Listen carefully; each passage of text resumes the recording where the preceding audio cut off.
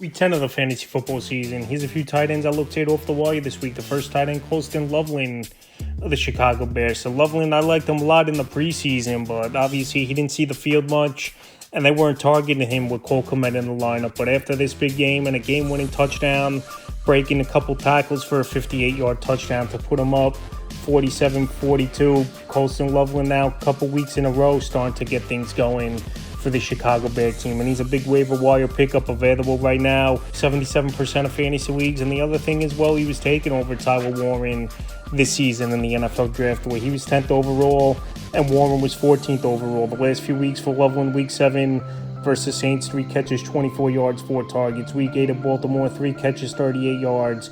And then week 9, the monster game at Cincinnati, 6 catches, 118 yards, 2 touchdowns, 7 targets. So week 10, a good matchup versus the Giants.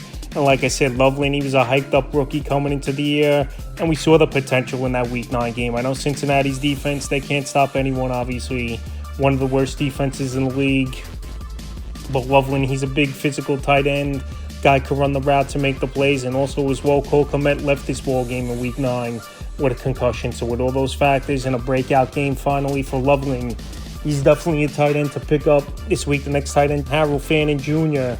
of the Cleveland Browns. So Fannin Jr., there's a possibility David Njoku, he could be traded at the deadline this Tuesday. And then Fanning, he'll be easily the number 1 tight end and get all the snaps pretty much at the position. But it's been a solid rookie season here for Fannin, out there in 58% of fantasy league. Last 3 out of 4 games, he's had double-digit fantasy points. Week 5 versus Minnesota, 4 catches, 13 yards, a touchdown. Week 6 at Pittsburgh, 7 catches, 81 yards. Week 7 versus Miami, 4 catches, 36 yards. And Week 8 in New England, 6 catches, 62 yards, a touchdown, a carry, 2 yards. So Week 10, a good matchup at the Jets. Another defense that's pretty bad.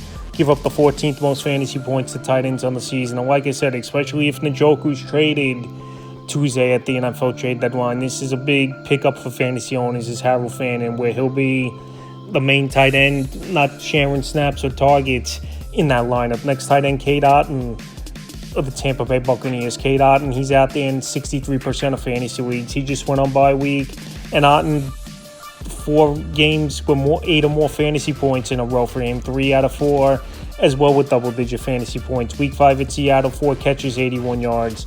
Week 6 versus San Francisco, 5 catches, 51 yards in that one. Week 7 at Detroit, 7 catches, 5 yards.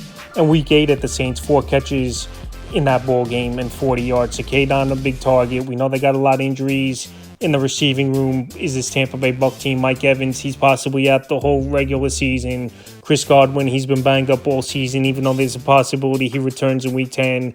And even Ibuka, he's not 100% with the hamstring injury. With all those factors, and Cade Otton playing good football over the last 4 games here, and now coming off a bye week, getting refreshed and healed up, which is always big for a player.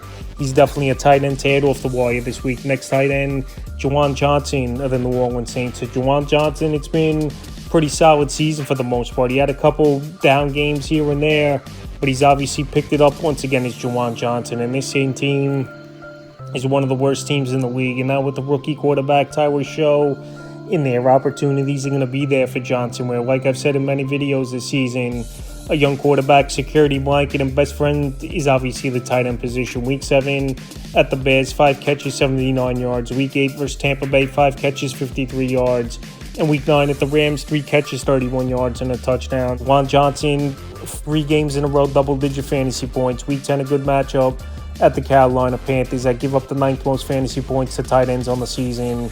And Juwan Johnson had good games early in the season, and now the last 3 weeks he's been solid, and he's available right now in 65% of fantasy leagues. Next tight end, Theo Johnson of the New York Giants. New York, we know, a lot of injuries this season, and Johnson, he's the number 2 target arguably in this offense, behind Wendell Robinson in the passing game. Obviously, Malik Neighbors, he's been out since early in the season and out for the season. So the last few games here for Theo Johnson: Week 7 at Denver, 3 catches, 66 yards, a touchdown. Week 8 at Philly, 3 catches, 20 yards. And then Week 9 versus the Niners, 3 catches, 27 yards, and a touchdown. So like I said, Theo Johnson, still a young player, but Jackson Dart, a young quarterback, where he's going to rely on the tight end position.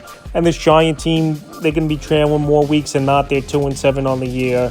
one of the worst teams in the league. Week 10, it's a matchup with the Bears that do give up the 10th most fantasy points to tight ends on the season. And I like Theo Johnson as an ad this week. I know he's been touchdown dependent a majority of the season, but like I said, the Giants don't got much going on in that passing game where it's Wandale Robinson, Darius Slayton, and Theo Johnson is a top 3 option, and he's available in 67% of fantasy leagues. Next tight end, Dalton Schultz of the Houston Texans. The tight end this week, a lot of decent options out there.